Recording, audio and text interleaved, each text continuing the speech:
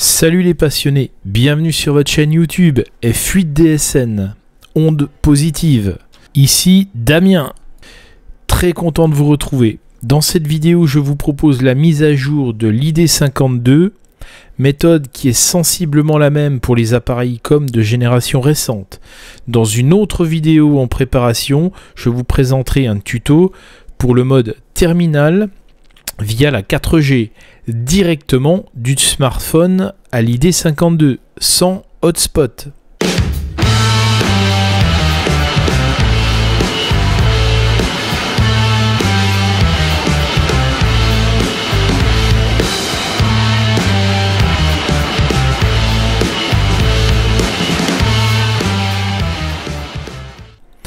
Avant de débuter ce tuto, pourquoi l'ID52 plus 60e anniversaire? Je désirais renouveler mon ID51 50e anniversaire qui a 10 ans, évidemment. Il fonctionne toujours très bien, pourtant je ne l'ai pas ménagé. Il a eu droit à la rando par tous les temps, boue, choc, chute, mais il n'a pas les dernières évolutions, telles que justement le mode terminal et le mode point d'accès.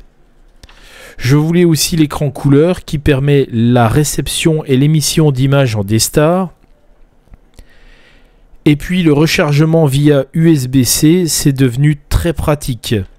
Quant à son look, moi j'adore. Certains diront oui mais la batterie est noire, c'est moche. Eh bien pas du tout. L'antenne est noire, les boutons sont noirs, le tour de l'écran est noir, le rotateur supérieur est noir, donc il est magnifique, il est parfait. Alors oui, le prix, il est très élevé, je suis d'accord avec vous. Mais c'est le prix de la qualité. Et pour ce prix, j'ai un poste en édition limitée et c'est surtout un encouragement et un soutien à ICOM pour nous créer des appareils de qualité et au top des avancées technologiques. Et puis, je n'allais pas refuser car il m'a été offert par une fan de la chaîne. Si, vous l'avez bien entendu, offert par F4LQS, fan de la chaîne. Bon, je précise que F4LQS, Muriel, c'est mon YL. Une dernière chose avant de débuter le tuto, je vous remercie pour votre soutien, abonnez-vous et activez les notifications en cochant la petite cloche.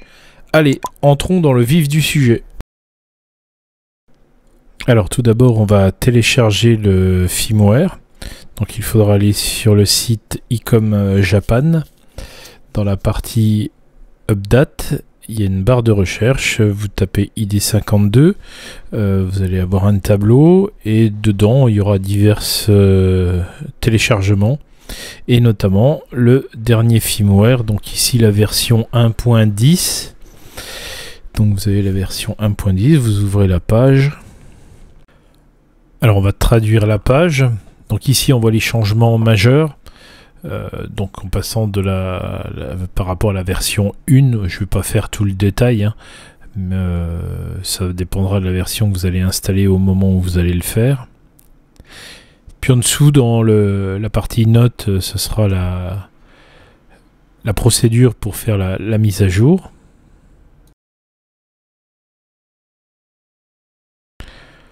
Donc ensuite, tout à la fin là, voilà, ici, c'est ce que devra afficher l'appareil, hein, c'est la future mise à jour. Voilà, ça sera la version. Donc on va aller mettre que l'on a lu et qu'on a pleinement compris les conditions et lancer le téléchargement.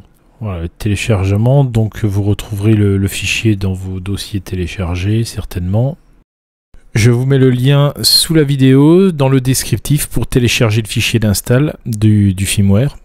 Alors on va récupérer la microcarte SD. Bien entendu cette carte devra avoir été formatée par l'ID52 car il devra y avoir sur cette carte tous les fichiers racines.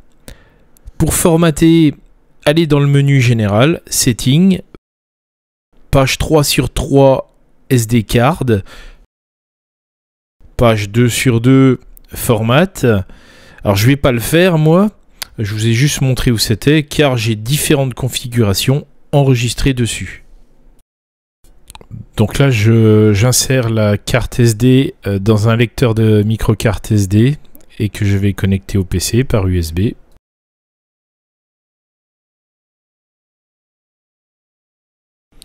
Donc on va retourner sur le PC, le fichier qu'on a téléchargé. Vous le mettrez où vous voulez. Moi j'ai mis un dossier spécifique à l'ID52. C'est un fichier qui est compressé, hein, qui est zippé. Donc on va le décompresser. J'utilise Isarc ou 7zip, WinZip pour d'autres comme vous voulez. Il faut l'extraire. Donc ce fichier, vous allez le copier. Et on va aller sur notre micro-carte SD.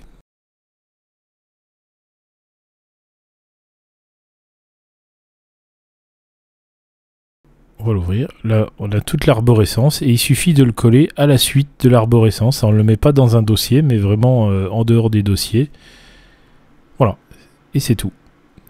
Ensuite, on va récupérer notre micro-carte SD.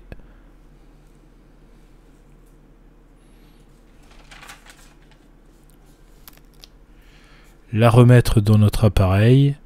Donc, pas se tromper de sens, hein, et surtout pas forcer. Donc les contacts, voilà, c'est pas évident, hein, il faut avoir des petits doigts.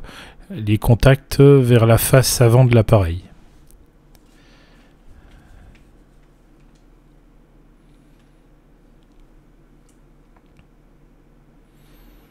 Et on referme bien, histoire d'avoir de conserver la norme IPX7.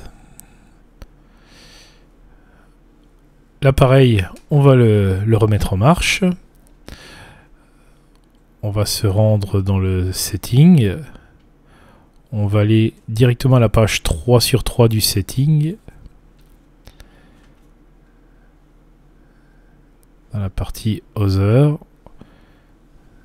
Donc, dans la partie Information, Version. Donc là, on voit la version précédente, enfin actuelle. On va remonter sur SD card.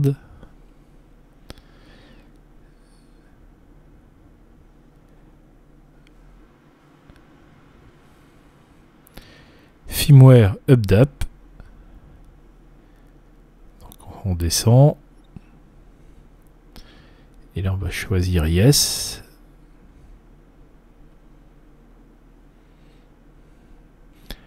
Yes, de nouveau. C'est pour accepter le fait qu'il fasse une sauvegarde de notre configuration. Donc il la nomme ici 2020 0101 puisque le poste n'est pas la date. Mais sinon il vous le mettrait la date du jour. Voilà, vous choisissez le bon fichier qu'on a mis dans l'arborescence. On met Yes. Et c'est parti.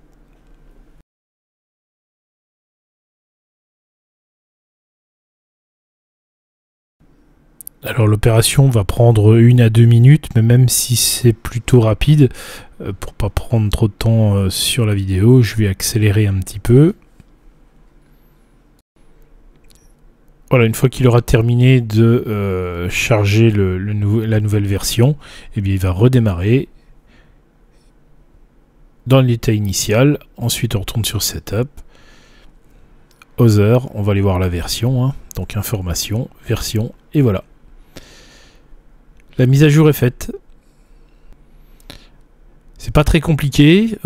C'est valable pour une grande partie de cette génération de Posticom. Ma foi, je vous remercie d'avoir regardé. Je vous dis 73 et à bientôt. Au revoir.